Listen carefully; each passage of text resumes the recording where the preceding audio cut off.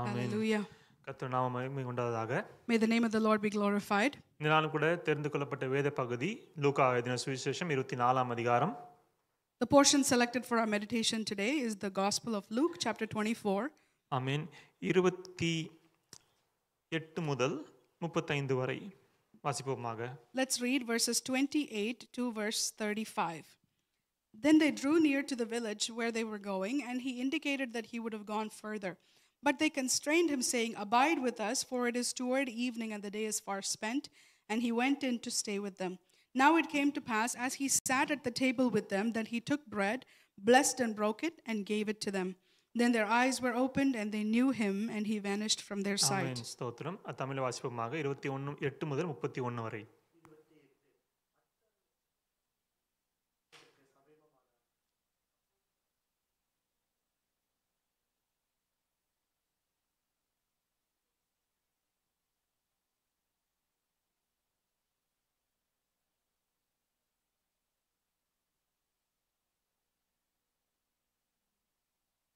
Amen.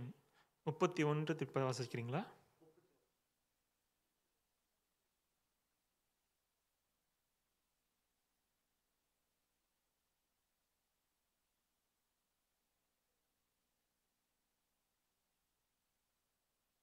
Amen.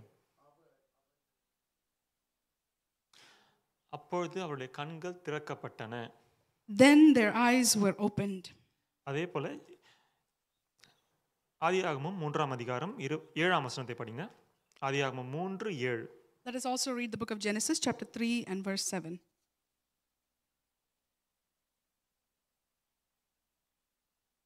Then the eyes of both of them were opened. ஆதியாகமம் 3:7 தமிழ் வாசிப்போமாக. முதல் பகுதி மாத்திரம். நாம் இந்த வாசித்த வசனத்தின்படியாக நாம் 2 வகையான மக்களுடைய வாழ்க்கையை பார்க்கிறோம். 2 தரப்பட்ட ஒரு கண் திறப்புகளை நம்ம காண்கிறோம். We see there are 2 camps of people here and 2 types of people who both had their eyes opened.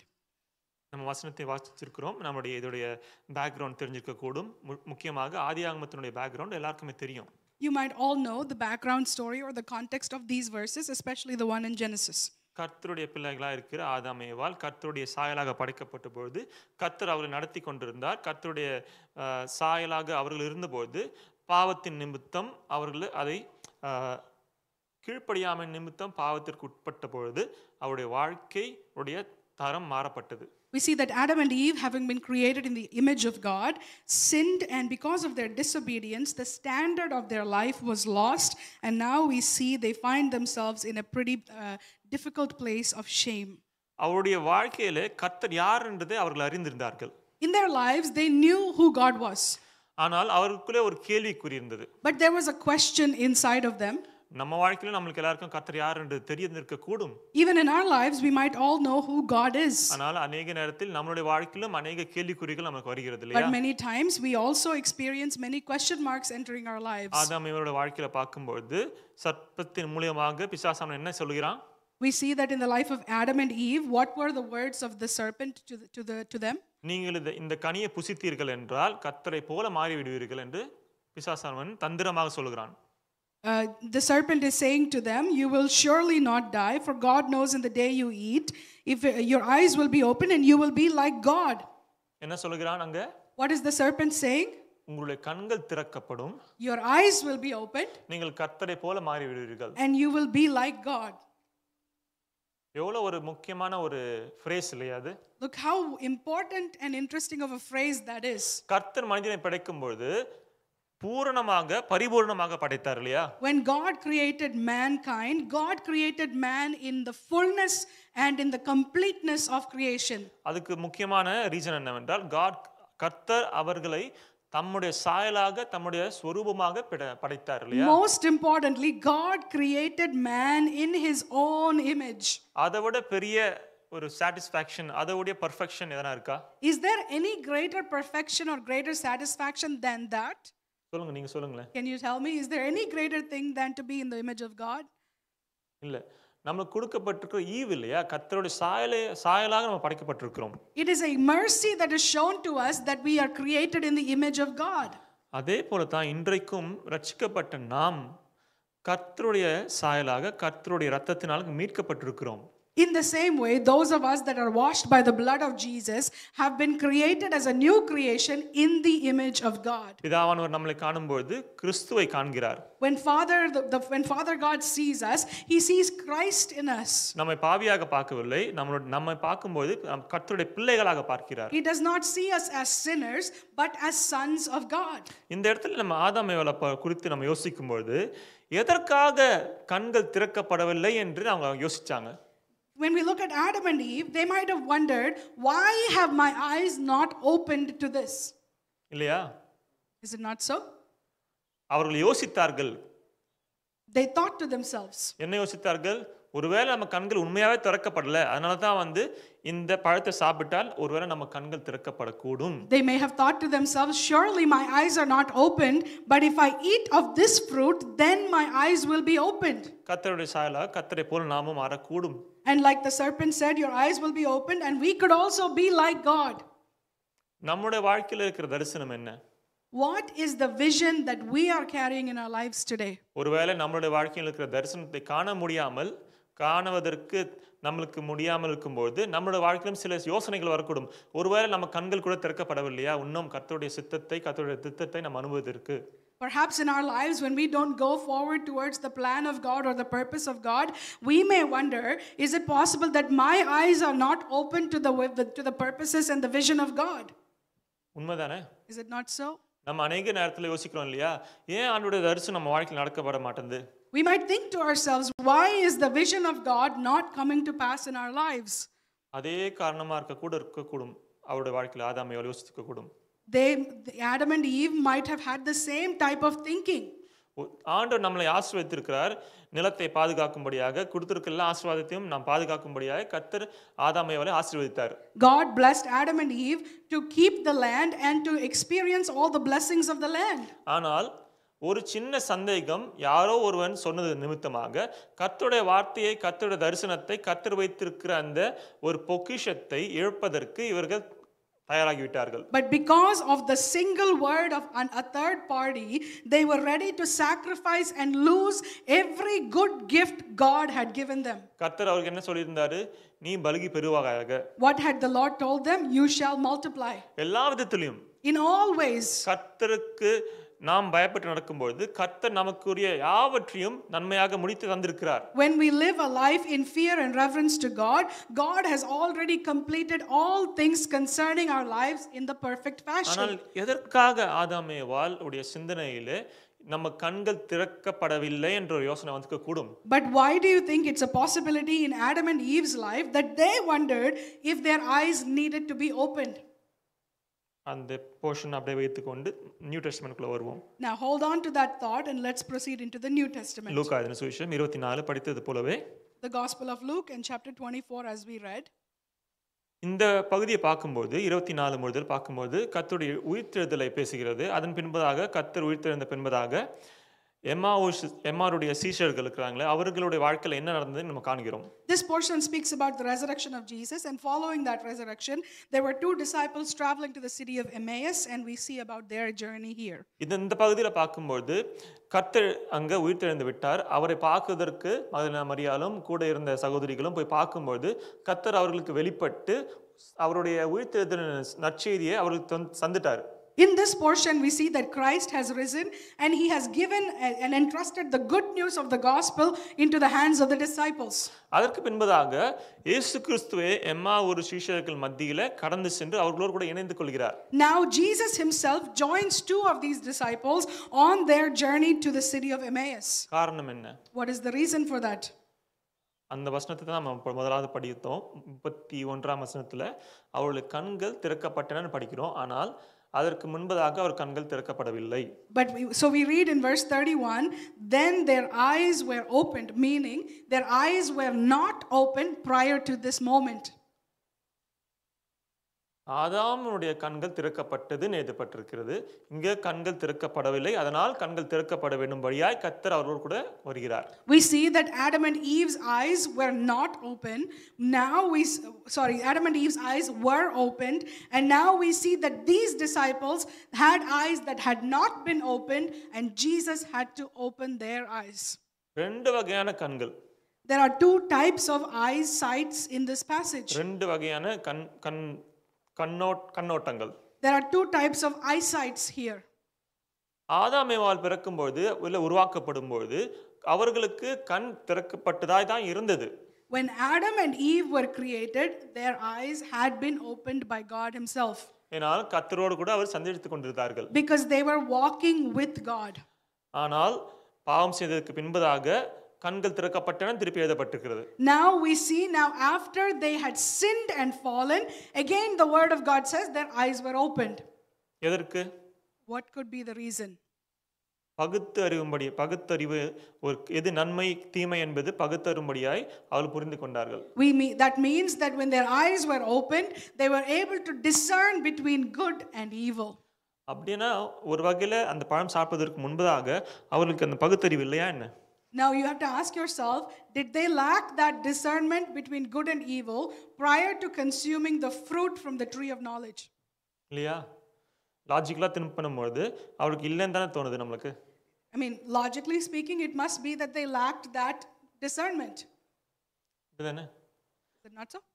ஆனா இந்த பழத்தை புசித்த பின்பதாக அவர்களுக்கு காணப்பட்டது என்ன? But after consuming the fruit, what is it that they saw? பாவம் என்னது என்றது அவருக்கு புரிய வந்தது. They were able to see what was sin. தீமை என்பது என்றது புரிய வந்தது. They were able to see what evil was. அதுவரை கர்த்தரோடு சஞ்சித்துக் கொண்டிருந்த மக்கள் இவர்கள் கர்த்தருடைய சாயலாலே உருவாக்கப்பட்டு கர்த்தருடைய பரிசுத்த பிரசன்னத்திலே உருவாக்கப்பட்டு கர்த்தரை போல கர்த்தருடைய பிரசன்னத்தினாலே நடத்தப்பட்டு கொண்டிருந்தார்கள். These were people, they were walking with God, being led by the presence of God, made in the image of God. அவர்களுக்கு தீமை என்பது அவர் கண் பார்வையிலே வராமல் இருந்து காரணம் என்னவென்றால் அவர்கள் நோக்கலமான பிரசனம் இயேசு கர்த்தருடைய பிரசனம் தேவனுடைய பிரசனம் மாத்திரமே இருக்கப்பட்டதனால அவர்களுக்கு தீமை என்பது என்றது அவர்களுக்கு அதோட ஃபோக்கஸ் அங்க இல்ல. In their perfect state, when they walked in the presence of God, their eyes were only open to the presence of God and not to evil and to shame and sin that were working against them. கர்த்தர் அதை என்ன சொல்லுது?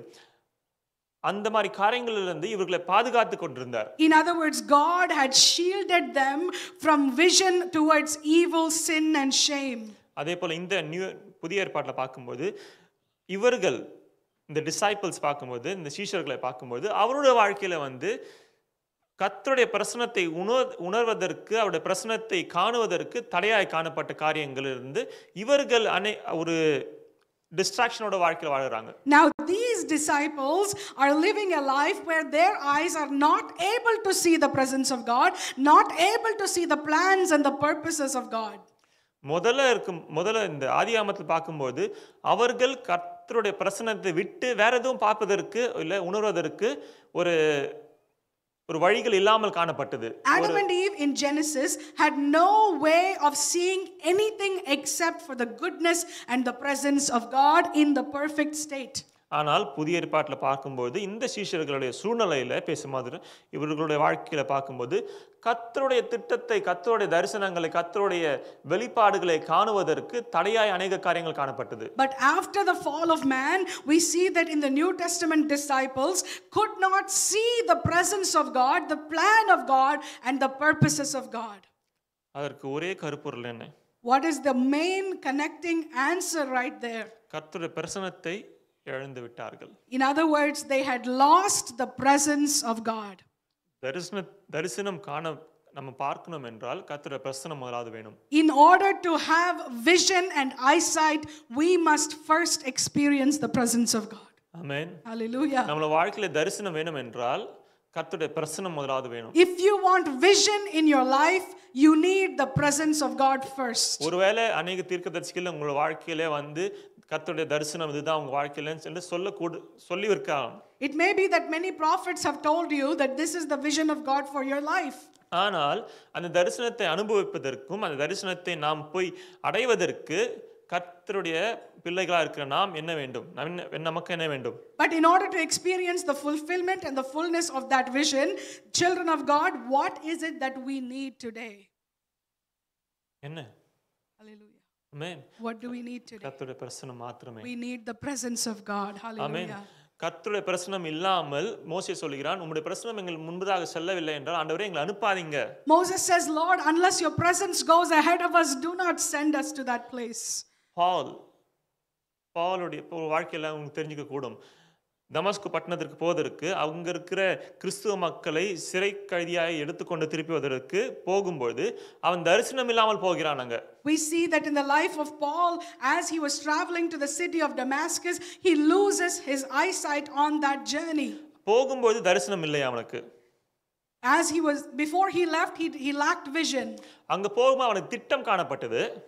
When he was going there, he had a plan, ஆனால் தரிசனம் இல்லை. but did not have vision. திட்டம் நமக்கு அநேக இருக்கக்கூடும், ஆனால் கர்த்தருடைய தரிசனம் என்பது நமக்கு தேவையான காரியமா இருக்கு. We may all have many plans in our lives, but it is a totally different thing to have the vision of God. கர்த்தருடைய பிரசன்னம் வெளிப்பட்ட பொழுது பவுல் என்ற அப்போஸ்தலன் அவனுடைய கண்கள் திறக்கப்பட்டன. When the presence of God was revealed to Paul, his physical eyes were blinded, but he was able to see the presence of God in his spiritual eyes. Hallelujah. அது நிமித்தமாக தான் சொல்கிறான், ஆண்டவரே நீ யார்? That is why he says, Lord, Lord, who are you?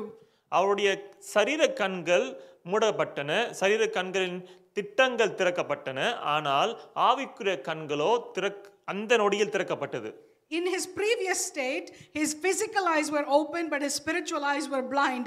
In this moment, his physical eyes were blinded, but his spiritual eyes were open. நம்முடைய வாழ்க்கையிலும் अनेक திட்டங்களா காணப்படும், अनेक யோசனைகள் இருக்கக்கூடும், अनेक பிளான்ஸ் நம்ம வாழ்க்கையில போடுவோம்.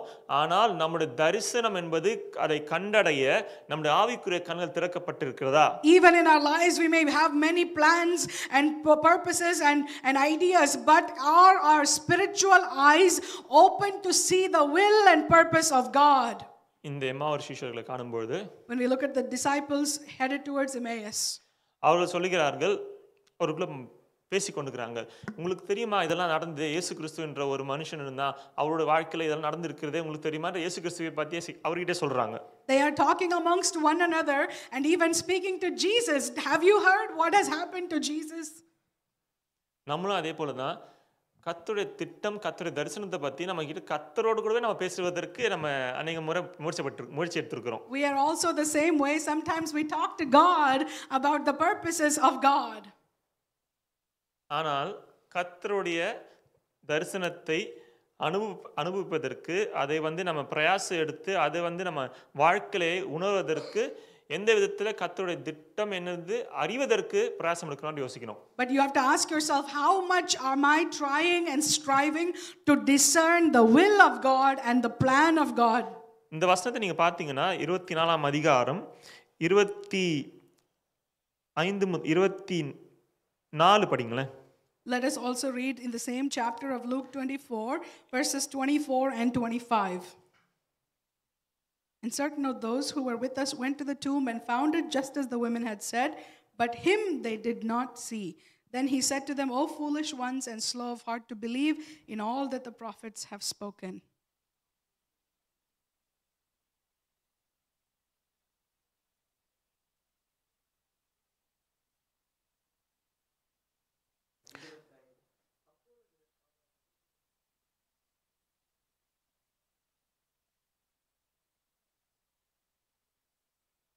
இருபத்தினாலாம் வசனத்தை பார்க்கும்போது அவங்களுக்கு தெரியுது ஃபேக்ட்ஸ் என்னன்னு தெரியுது. When we look at verse 24, they know what the facts are. Facts தமிழ்ல என்ன சொல்லுவீங்க? ஃபேக்ட்ஸ் நிஜம், நிஜம், யா, உண்மை இல்லையா? They know what the truth or the facts were. என்ன நடக்கப்பட்டதுன்றது அவங்களுக்கு புரியுது. Facts. They knew the events, they knew what had transpired, they knew the facts of the moment. ஆனால் என்ன தரிசனமோ என்ன வெளிப்பாடுன்றது அவருக்கு தெரியவில்லை. But they did not have an understanding of the revelation or the vision concerning the plan of God. இயேசு கிறிஸ்து உயிர்த்தெழுந்து விட்டார் என்றதை அந்த ஸ்திரீகள் இவர்கள் சொன்னாங்கன்றது அவர்களுக்கு அந்த ஈவென்ட்ஸ் தெரியுது. They know about the events. The women came and told them, Jesus has risen from the dead, the tomb is empty. சத்தியம் புரியுது. They understand the truth. நிஜம் புரியுது. They understand the truth. ஆனா அதுல இருக்கிற வெளிப்பாடுகள் புரியல. But they don't understand the revelation of the truth. புரியுதா உங்களுக்கு வித்தியாசம்? Are you understanding me? சத்தியம் இருக்கு. They know the truth. ஆனா அந்த தரிசனத்தை அடைவதற்கு வெளிப்பாடு இல்லை.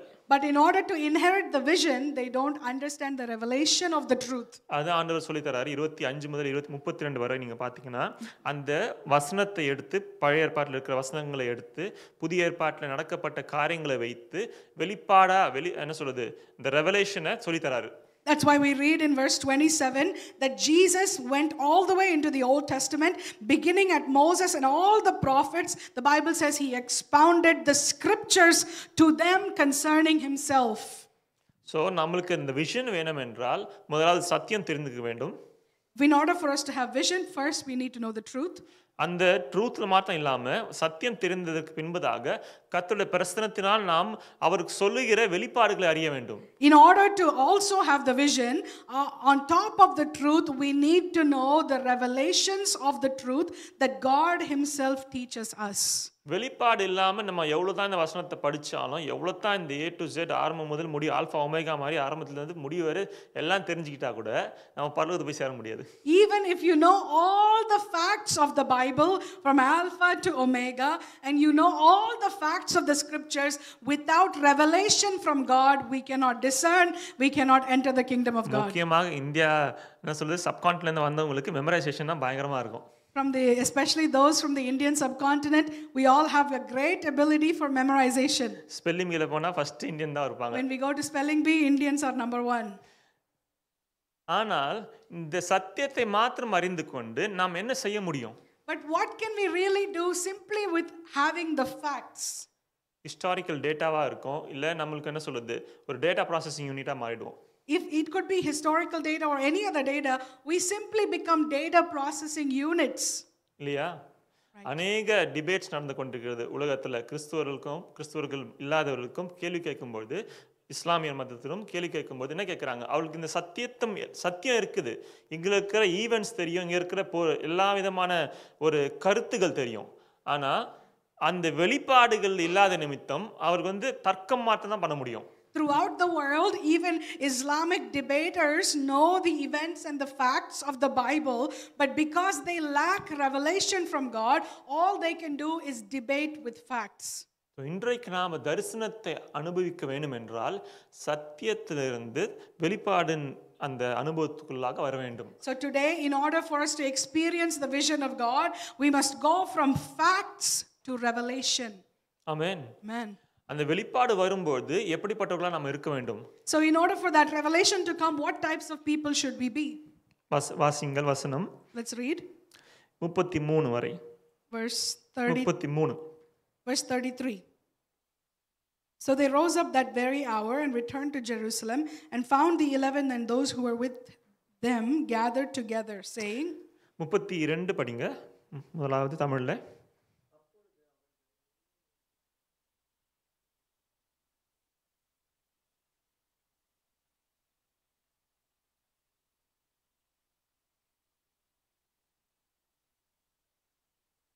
இருபத்தி 29 படிங்க.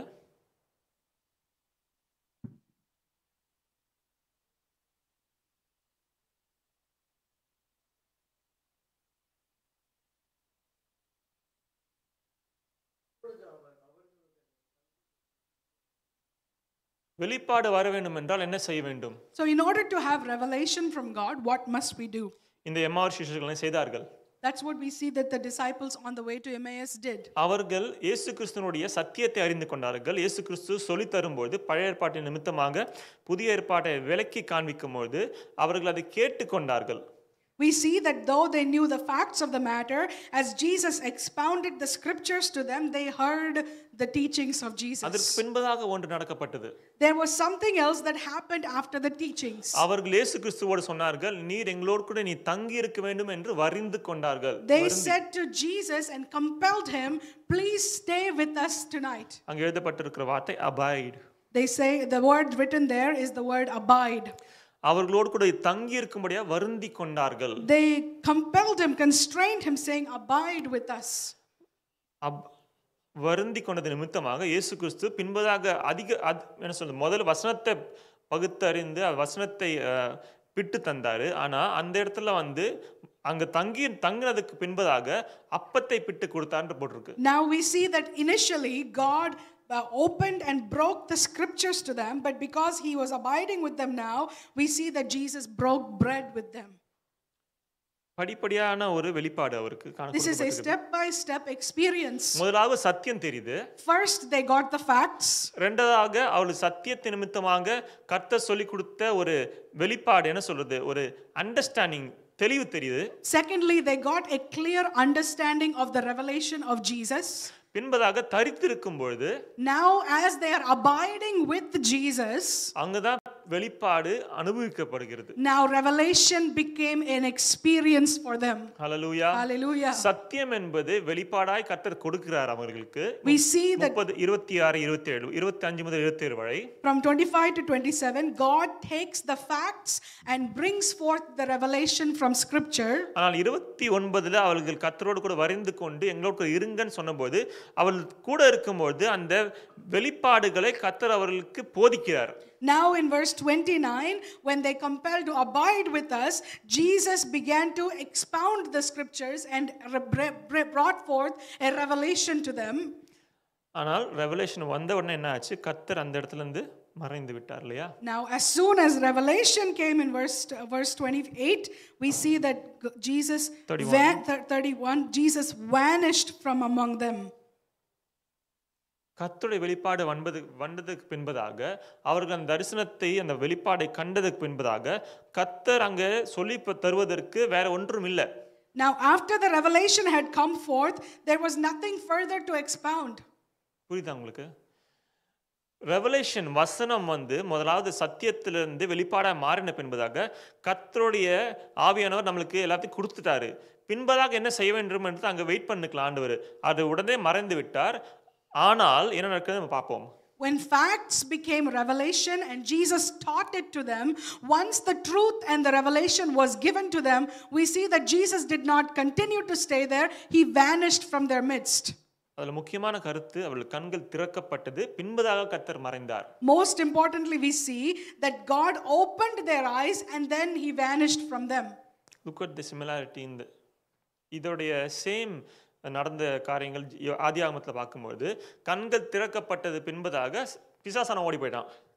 We see in the book of Genesis, when their eyes were opened to evil, the enemy vanishes from among them, the serpent vanishes from among them. பாத்தீங்களா எப்படி ஒரு ஃபேக் திங், அவனுக்கு எல்லாமே காப்பி தான்.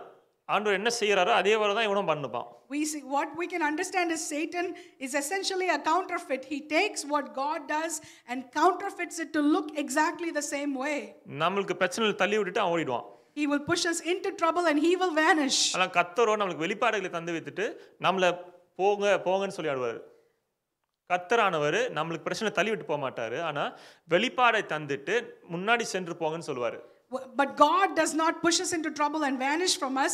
He gives us revelation and moves us forward. Amen. பிசாசானவன் வெளிப்பாடை தந்துட்டு, வெளிப்பாடுன்னு சொல்றதை விட பிரச்சனையை தந்துட்டு நம்மளை தள்ளி விட்டுட்டு அவன் மறைந்து போவான். ஆனா கிறிஸ்துவானவரோ நம்மளுக்கு வெளிப்பாடை தந்து விட்டது, அதற்கு முன்பதாக அவர் நம்ம சொல்லி தந்து வெளிப்பாடு நிமித்தம் நம்ம முன்ன போக முடியாது சொல்லுவார். Satan may give us an eyesight or insight towards evil and leave us in the midst of trouble, but God opens our eyes to the revelation of his word and moves us forward in his truth. ரெண்டு காரியங்கள் கற்றுக்கொண்டோம். முதலாவது, மனுஷனுடைய கண்கள் திறக்கப்பட வேண்டும். Two things we must learn. Number one, the eyes of man must be open. அதற்கு சத்தியத்தை அறிய வேண்டும். For that, the truth must be known. இந்த சீஷர்களுக்கு நிச்சயமாகவே இந்த பழைய ஏற்பாட்டுக்குள்ள வசனம் எல்லாமே தெரியும். காரணம் என்னன்னா அவங்களாம் மனப்பாடம் பண்ணுவாங்க. இந்த ஓரல் ட்ரெடிஷன். அப்போ பைபிள் இல்ல, ரொம்ப ரிட்டன் வேர்ட்ஸ்லாம் கிடையாது. The disciples knew the scriptures because they used to memorize it because of the oral tradition.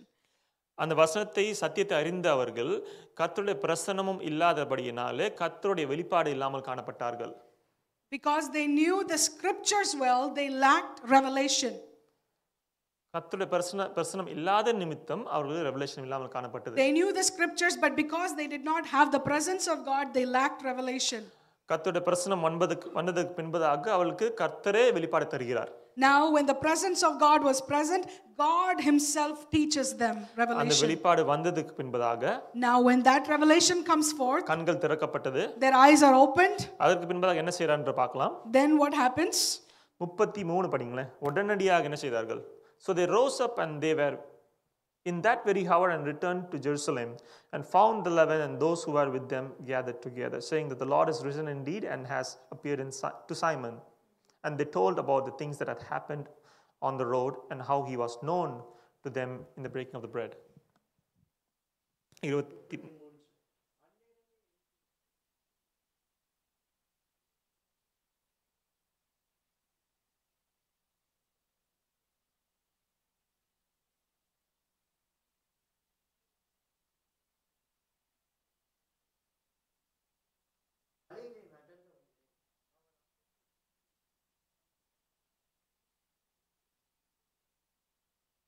ஆமென்.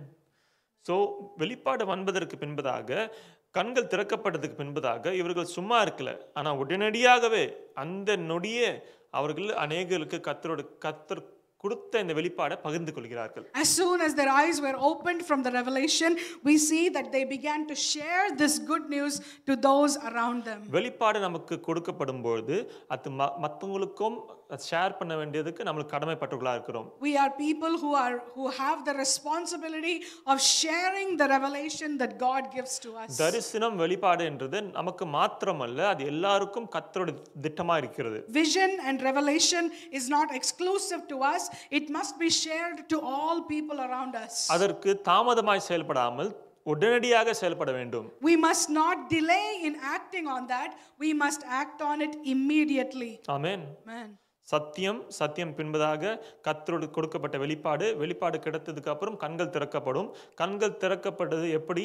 அவருடைய பிரசன்னத்தில் அமர்ந்திருக்கும் பொழுது கண்கள் திறக்கப்பட்ட உடனே அந்த வெளிப்பாடை கொண்டு போய் மற்றவர்களுக்கு பகிர்ந்து கொள்ள வேண்டும். First we have the facts, then we have the revelation, then we have abiding in His presence, and the eyes are opened because of that. Now finally we have that they are sharing that revelation, that good news to those around them. ஆமென். மறுபடியும் சொல்லுகிறேன், முதலாவது கர்த்தருடைய வசனம் என்பது சத்தியத்தை புரிந்து கொள்ள வேண்டும், அவரை ஏற்றுக்கொள்ள வேண்டும். அதன் பின்பதாக அவர் பிரசனத்தை அமர்ந்திருக்கும் பொழுது, அவருடைய பிரசனத்தை தரித்திருக்கும் பொழுது, நம்ம வருந்தி கேட்கும் பொழுது வெளிப்பாடுகளை கர்த்தர் நம்மளுக்கு தெரியப்படுத்துகிறார். Let me repeat it again. First we need to know the facts of the scripture. Then as we abide in His presence, we are receiving the revelation from God Himself. அந்த வெளிப்பாடு கண்ட உடனே நம்ம கண்கள் திறக்கப்படுகிறது. When we receive that revelation, our eyes are opened unto Jesus.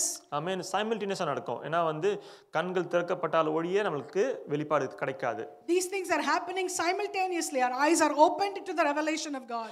வெளிப்பாடு கிடைத்ததுக்கு பின்பதாக உடனடியாக தரிசனத்தை அனுபவிக்கும்படியாய் மற்றவர்களோடு கூட பகிர்ந்து கொள்கிறார்கள். Now as soon as that revelation and that eye-opening experience has taken place, they are immediately moving forward to share that revelation with those around them. அதேதான் நம்ம திருப்பி பாத்தீங்கன்னா அந்த 12 சீஷர்கள் வாழ்க்கையில் நடக்குது. கர்த்தர் அந்த அடைக்கப்பட்ட அந்த ரூம்குள்ள கர்த்தர் வரும்போது, கர்த்தர் அவரோடு பேசும்போது அவருடைய கண்களும் திறக்கப்படுகிறது. 44ஆம் வசனத்தில் பார்க்கும்போது in the same chapter and verse 44 we see that all of the disciples have the same exact experience where Jesus reveals Himself to them and the disciples have their eyes opened in verse 44. இன்றைக்கு நான் ஜெபித்து விண்ணப்பித்து உங்களோடு கூட நான் கேட்கிறது ஒன்றுதான். நம்ம வாழ்க்கையில் தரிசனம் இருந்தால் தரிசனத்தை அடைய வேண்டும் என்றால் முதலாவது கர்த்தருடைய வார்த்தையிலே தரித்திருக்க வேண்டும்.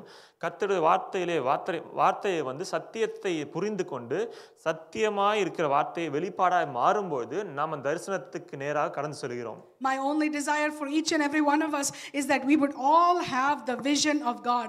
The vision of God comes to us when we know the truth of God's word, and dwelling in His presence, truth becomes a revelation to us that we can share to others. ஆமென். இந்த நாளிலும் கூட கர்த்தர் இந்த வசனத்தை ஆசீர்வதித்து உங்கள் வாழ்க்கையிலே இருக்கிற எல்லா சூழ்நிலைகளும் கர்த்தருடைய தரிசனம் நிறைவேறும்படியாக நான் ஜெபிக்கிறேன். My prayer is that all the visions and the plans of God will come to pass and into fulfillment in each of our lives. கர்த்தருடைய தரிசனத்தை இழந்து போகாமல் கர்த்தருடைய தரிசனத்திற்காக நம்ம வாஞ்சையோடு முன்னேறி போக வேண்டும். Without losing the vision of God, let us press forward with a thirst and a hunger to have the fulfillment of the vision of God. ஆதாம் ஏவாளோட வாழ்க்கையில பார்க்கும்போது கர்த்தர் கொடுத்த தரிசனத்தை இழந்தார்கள். அது நிமித்தமாக வேறு வகையான கண்கள் திறக்கப்பட்டன. In the life of Adam and Eve, they may have lost their God-given eyesight, but their eyes became open to evil and sin and shame. ஆனால் புதிய ஏற்பாட்டிலே கர்த்தர் கிறிஸ்து இயேசுவின் நிமித்தமாக அவருடைய இரத்தத்தின் நிமித்தமாக அவருடைய பரிசுத்த ஆவியின் பலத்தினாலே நம்முடைய கண்கள் ஆவிக்குரிய கண்கள் திறக்கப்படுகிறது. அது நிமித்தம் நம்முடைய ஆவிக்குரிய தரிசனங்கள் காணப்படுகிறது. And by the grace of God under the New Testament covenant, our eyes are now once again opened to the presence of God and to the vision and the plan and revelations of God. ஆமென். இந்த வார்த்தை கர்த்தர் ஆசீர்வதிப்பாராக. நம்ம எழுந்து நின்று கர்த்தருடைய துதி வேளையில கடந்து செல்வோம். May the Lord bless us with these words.